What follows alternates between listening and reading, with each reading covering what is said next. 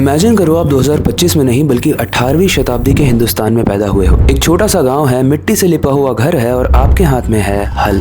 आपके पिता खेती करते हैं, आपकी माँ बुनाई का काम करती है और आप उनकी आंखों में बेहतर कल का सपना देखते हो। हर दिन सुबह उठकर आप खेतों में जाते हो क्योंकि ये जमीन ही तो आपकी जिंदगी है। लेकिन एक दिन कुछ लोग सफेद कपड़े में घोड़े पर बैठकर आते हैं और कहते हैं कि ये जमीन अब राजा की नहीं बल्कि ब्रिटेन की है। अब तुम्हें टैक्स देना होगा, चाहे बारिश हो या फिर अकाल हो। यानी तुम्हारे पौधे उगे या फिर ना उगे, हमें उससे मतलब नहीं है, हमें टैक्स चाहिए। फिर धीरे धीरे आपके आसपास के लोग भी बदलने लगते हैं। आपकी माँ के हाथ का बुना हुआ कपड़ा बिकता ही नहीं है क्योंकि अंग्रेज अपने मैनचेस्टर का सस्ता माल बाजार में भर देते हैं और इंडिया में जितना भी कॉटन है उसको निकाल कर यूके में एक्सपोर्ट किया जाता है। उसके बाद जब आपसे सब कुछ छीन लिया जाता है तो आपसे किया जाता है एक झूठा सा वादा, एक वादा नौकरी का। उसके बाद ब्रिटिशर्स अपनी एक जहाज लाते हैं जिसमें आपको बैठने के लिए कहते हैं। कुछ लोगों को पहुंचाया जाता है फिजी में, कुछ लोगों को गुआना में, कुछ लोगों को मॉरिशस में। लेकिन वहां जानते हो क्या नौकरी कर रहे हो आप बन चुके हो मजदूर, स्लेव, नौकर। और धीरे धीरे आपको समझ में आने लगता है कि आपका सिर्फ काम ही नहीं, आपकी पहचान, आपकी मिट्टी, आपका देश, सब कुछ गुलाम हो चुका है। गाइस, आज की वीडियो में हम किसी मनगढ़ंत कहानी की बात नहीं करेंगे। आज की वीडियो में हम अपने पूर्वजों का सच समझने की कोशिश करेंगे, जिसमें हम ये जानने की कोशिश करेंगे कि किस तरीके से ब्रिटिशर्स ने यानी अंग्रेजों ने इंडिया को खोखला कर दिया। अब ये वीडियो किसी भी एज ग्रुप को टारगेट नहीं करती है, तो आप किसी भी एज ग्रुप में हो इस वीडियो को पूरा जरूर देखना, क्योंकि इस वीडियो में कुछ अनकहे कड़वे सच है जो हम सब से ही कहीं ना कहीं छुपाने की कोशिश की गई है। उसको बहुत ही इंटरेस्टिंग तरीके से डिकोड करने की कोशिश करते हैं। Let's start.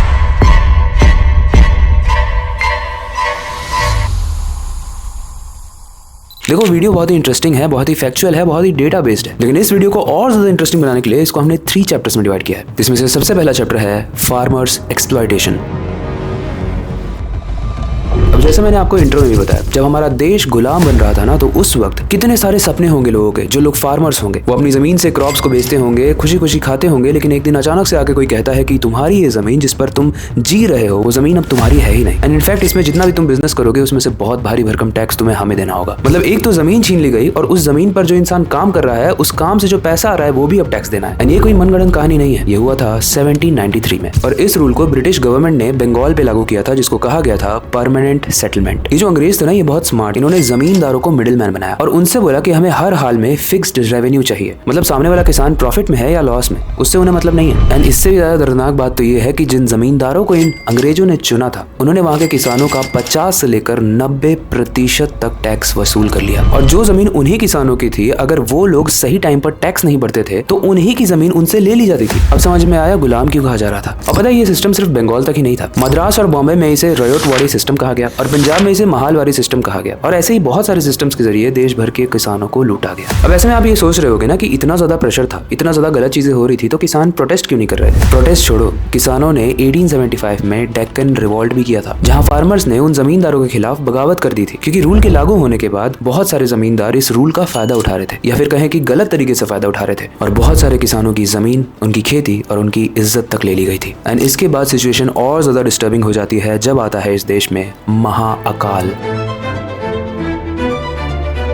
ये 1876 से लेकर 1878 तक का टाइम था और इस साल लोग रोटी के एक टुकड़े के लिए भी तरस रहे थे। लेकिन जानते हो, इसके बाद भी अंग्रेजों ने हमसे 17 मिलियन का टैक्स कलेक्ट किया। मतलब सोचो, आपके पास कुछ नहीं है, उसके बाद भी आपसे कुछ ले लिया जाए। पता है, इंडिया को सोने की चिड़िया ऐसे ही नहीं कहा जाता है। एक वक्त था जब ये इंडिया, ये भारत पूरे वर्ल्ड का 20% जीडीपी में कंट्रीब्यूशन करता था। लेकिन जब तक भारत आजाद हुआ, ये जीडीपी का परसेंटेज 3% हो गया सिर्फ। आप समझ रहे हो, ये इकोनॉमिक एक्सीडेंट नहीं था, ये एक सिस्टमैटिक लूट थी जिसने भारत के किसानों को बस एक टैक्स मशीन बना दी। एंड नो वंडर आज जो हम गरीबी की बात करते हैं ना, ये आज की बात नहीं है, ये 200 साल से चल रही है। ओके, वीडियो में अगर आपने यहाँ तक देखा है तो आपको एक वीडियो से कनेक्ट तो बन ही गया होगा, जो और ज्यादा बढ़ने वाला है चैप्टर 2। लेकिन चैप्टर 2 में आगे बढ़ने से पहले अगर आपने इस वीडियो को यहाँ तक देखा है तो इस वीडियो को लाइक कर दो, ताकि यूट्यूब इस वीडियो को और लोगों तक सजेस्ट करे, ताकि और लोग अवेयर हो, वो लोग भी जो फालतू का क्रिंज कंटेंट देखते हैं। एंड अगर आपको ये वीडियो अच्छी लगी है तो ऐसी और इन्फॉर्मेटिव एंड एजुकेशनल वीडियो आपको हमारे सीखो ऐप पर मिल जाएगी, उसे जाकर डाउनलोड जरूर करना। अब आते हैं चैप्टर 2 पे, यानी डी इंडस्ट्रियलाइजेशन।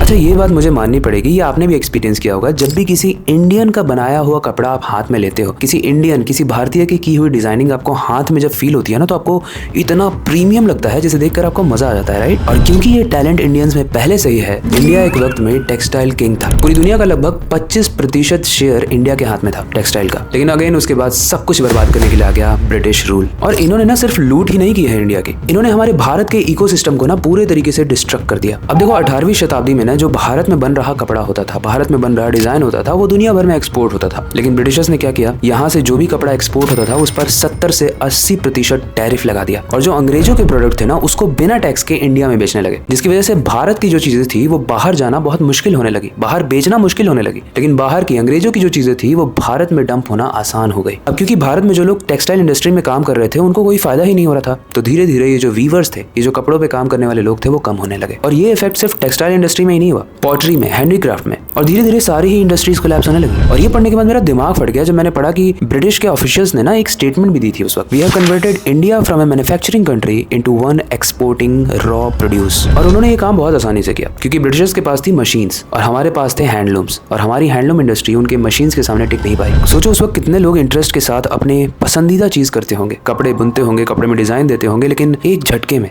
करोड़ों लोग बेरोजगार हो गए। मतलब जो लोग कभी आर्टिस्ट हुआ करते थे आज वो लोग नौकर बनने के लिए मजबूर हो चुके थे। और अगर नंबर्स की बात करें तो इकोनॉमिस्ट्स का कहना है कि इंडिया का जो मैन्युफैक्चरिंग शेयर था ना वो 27% से 2% पे आ गया था। मतलब सोचो एक वक्त एक्चुअली में था जहां पर हम पैशन और स्किल की बात करते हैं, जिसमें हमको इंटरेस्ट है हम वो करें, वो हमारे इंडिया में, भारत में फॉलो होता था। लेकिन ये जो नौकरी वाला सिस्टम है ना, ये अंग्रेज ही थे जो लाए। उन्होंने मजबूर कर दिया हमें नौकर बनने के लिए और वो काम करने के लिए जो उनको फायदा दे, वो काम करने के लिए जो उनको खुशी दे, ना कि हमको, क्योंकि हमारा सारा एक्सपोर्ट सिस्टम उन्होंने डिस्ट्रॉय कर दिया और हमें मजबूर कर दिया नौकर बनने के लिए। आई नो आप यहाँ तक इमोशनल फील कर रहे हो, लेकिन अब आप और इमोशनल फील करने वाले हो और गुस्सा आने वाला है, क्योंकि अब हम बात करने वाले हैं चैप्टर 3 की, जो है ड्रेन ऑफ वेल्थ।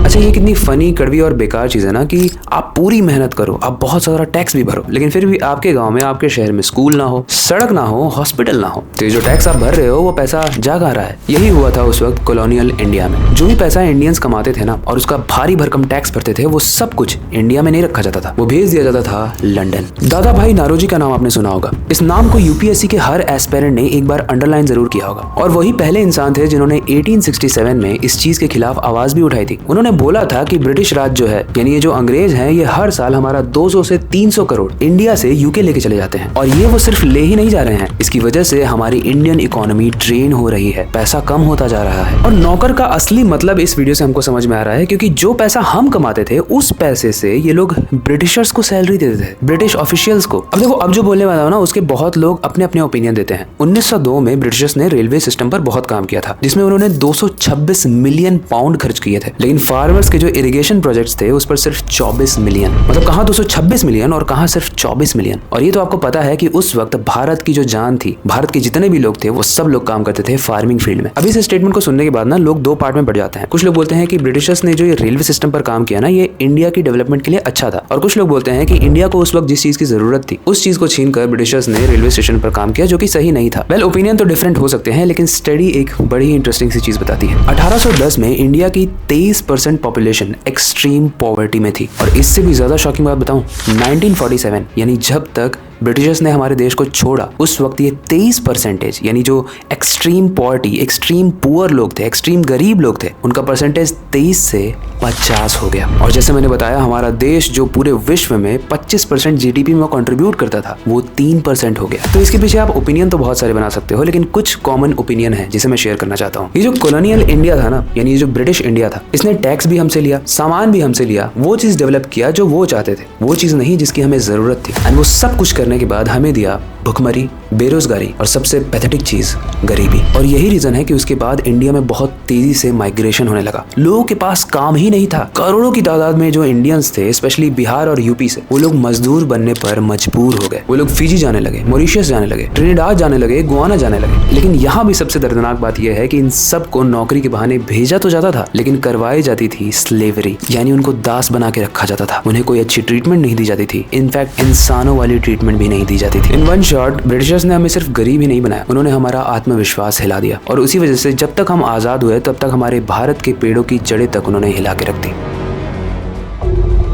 ओके, इस वीडियो में मैंने बहुत ही रिसर्च करके चीजें आपको बताई है, एंड कोशिश की है कि स्टोरी टेलिंग इस तरीके से हो जिसमें आपको इंटरेस्ट है। क्योंकि ये वीडियो बनाने का मेरा मोटो सिंपल था। जब मैं रिसर्च कर रहा था तो मुझे एनसीईआरटी की चीजें बहुत कम याद आ रही थी, तो मुझे लगा एक ऐसी वीडियो बनानी बहुत जरूरी है जो लोगों के दिमाग में बस जाए। ओके, इस वीडियो में हमने तीनों चैप्टर्स की बात कर ली, किस तरीके से ब्रिटिशर्स ने फार्मर्स का एक्सप्लॉयटेशन किया, किस तरीके से डी इंडस्ट्रियलाइजेशन हुआ, और किस तरीके से उन्होंने हमारी वेल्थ को पूरे तरीके से ड्रेन करके रख दिया। अब आते हैं इस वीडियो के सबसे इंटरेस्टिंग और एंडिंग पॉइंट पे, जो है कंक्लूजन। देखिए, 200 साल पुरानी स्ट्रेटजी का रिजल्ट ही है कि आज तक इंडिया स्ट्रगल कर रहा है। नो डाउट इंडिया की जीडीपी बहुत ही फास्ट तरीके से ग्रो हो रही है, लेकिन आप अपने आसपास देख सकते हो जिस तरीके से ग्रो होना चाहिए उस तरीके से इसीलिए नहीं हो पा रहा है क्योंकि चोट बहुत गहरी लगी है हम लोगों को। लेकिन इस चीज से हम अपनी लाइफ के लिए भी टेक अवे लेसन ले सकते हैं। जिस तरीके से हम सबको एकदम नीचे दबा के रखा गया, हमें किसी लेवल का ही नहीं समझा गया, उसके बाद भी हम दुनिया में अपना लेवल बना रहे हैं। ऐसा ही हर इंसान अपनी जिंदगी में भी कर सकता है। जब लगे कि हमें पूरे तरीके से खत्म कर दिया गया हो तभी असली वक्त होता है कम बैक करने का। एंड मुझे ऐसा लगता है कि ब्रिटिशर्स ने हमें कितना भी एक्सप्लॉइट किया हो, उस हिस्ट्री को तो हम नहीं हटा सकते, लेकिन अपने फ्यूचर को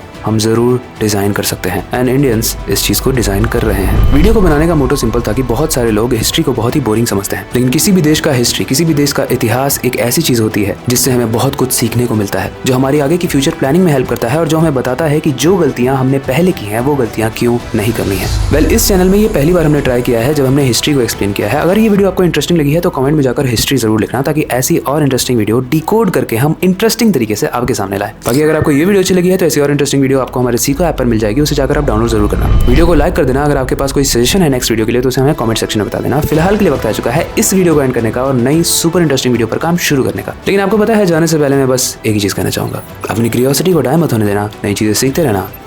मिलते हैं अगली वीडियो में।